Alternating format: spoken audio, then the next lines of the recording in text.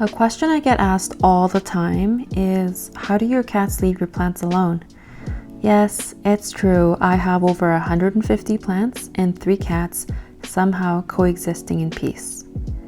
And while there's no one-size-fits-all answer to this question, since all cats and owners and environments are different, I can tell you a little bit about what worked for us. All 3 of my cats have nibbled on a few plants as kittens, but were able to learn not to and grew out of it quite quickly. Because all cats are different, it's crucial to observe your cats when you first introduce them to plants to see exactly how they react to them and if they try to eat them or play with them, and then go from there. So let's quickly talk about why cats even eat plants in the first place, because they're carnivores, right? Well, they might enjoy the flavor or just the texture of it in their mouths. They might be attracted to the shape of the foliage, so for example, if it's long and pointy like a toy, or they might just be bored. So this brings me to the first and main reason why I think my cats don't eat plants.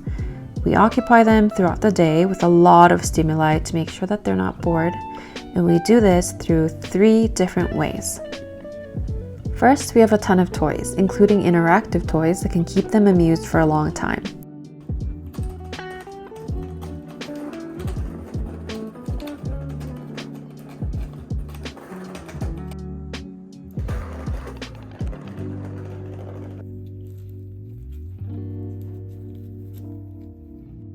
Second, we provide multiple perches throughout the home where they can sit and relax and look out the window and just be amused watching everything that's going on outside.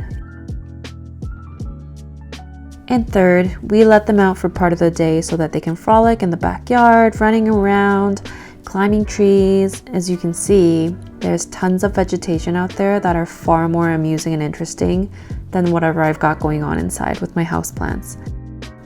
Even if you're not able to or you don't want to let your cats roam free outside, something you can do is get a little tent like this. So it's a mesh tent that we got for Nyla, so she can still observe the outside world and take in all the sounds and sights and smells without the fear of her running away.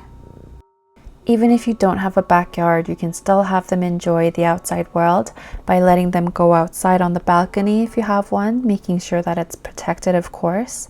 And you can even put that little cat tent out there if you wanted to.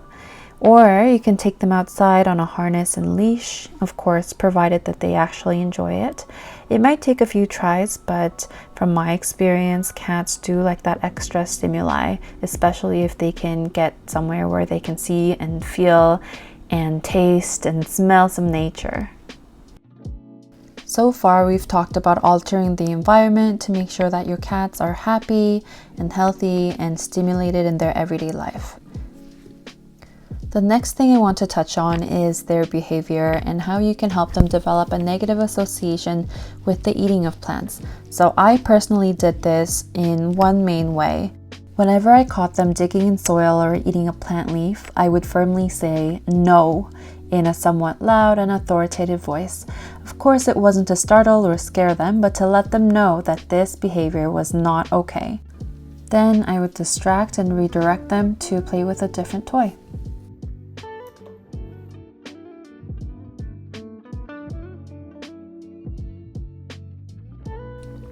Even though these methods worked for most of my plants for my cats, they still love to nibble on my spider plant and ponytail palm.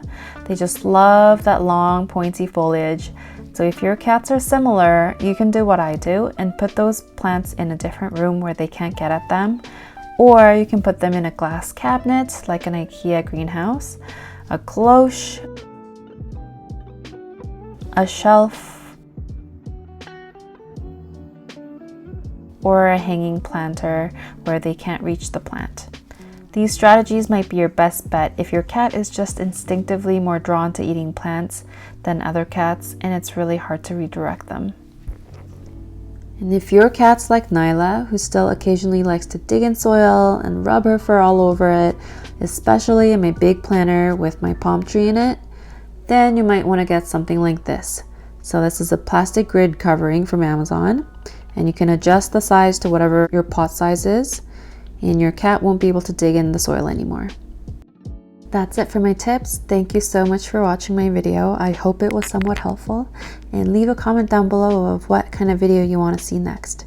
Don't forget to subscribe.